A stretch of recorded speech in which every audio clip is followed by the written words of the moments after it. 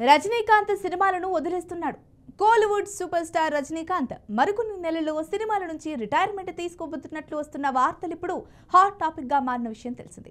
ఇప్పటి వరకు తలైవా తాను రిటైర్ అవుతున్నట్లు ఎలాంటి అధికారిక ప్రకటన చేయనప్పటికీ ఎక్కడ చూసినా ఆ విషయంపై జోరుగా చర్చలు సాగుతున్నాయి.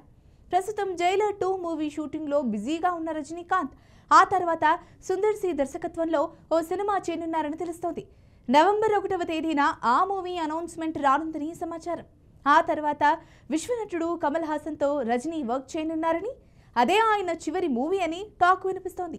ఏదేమైనా రజనీకాంత్ రిటైర్మెంట్ పై ఒక్కసారిగా వార్తలు రావడంతో అభిమానులు మాత్రం ఇంకా షాక్లోనే ఉన్నారు.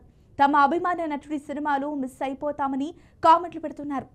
ఇంకొన్ని మూవీలు తీస్తే బాగున్ను అని అంటున్నారు. అదే సమయంలో నెటిజన్లు కూడా తలైవా రిటైర్మెంట్ పై అభిప్రాయాలు వ్యక్తం చేస్తున్నారు. ముఖ్యంగా సడన్ గా ఇప్పుడే రిటైర్మెంట్ ఎందుకు, కమల్ మూవీని చివరి సినిమా ఎందుకు అన్న విషయాలపై డిస్కస్ చేస్తున్నారు. అయితే రిటైర్మెంట్ పై రజనీకాంత్ ఇప్పటికే క్లారిటీగా ఉన్నట్టు తెలుస్తోంది. ఇప్పటికిప్పుడే నిర్ణయం తీసుకోలేదని సినీ వర్గాల సమాచారం. కొన్నాళ్ల క్రితమే రిటైర్ అయ్యే విషయంపై నిర్ణయించుకున్నారట. 74 ఏళ్ల వయసులో కూడా ఇంకా వరుస సినిమాలు చేస్తున్న రజనీకాంత్కు విశ్రాంతి అవసరమని చెప్పడంలో ఎలాంటి డౌట్ అక్కర్లేదు. అభిమానుల కోసమే ఇంకా సినిమాల్లో నటిస్తున్నారు. ఇప్పటికే వివిధ సినిమాల టైంలో పలుమార్లు తీవ్రంగా అనారోగ్యానికి గురయ్యారు. మళ్ళీ చికిత్స తట్టుకుని యాక్టింగ్ చేస్తున్నారు. కాబట్టి వయసు పరంగా రజనీకాంత్ ఇప్పుడు రిటైర్మెంట్ తీసుకోవడం మంచిదేనని అనేక మంది సినీ ప్రియులు అభిప్రాయపడుతున్నారు.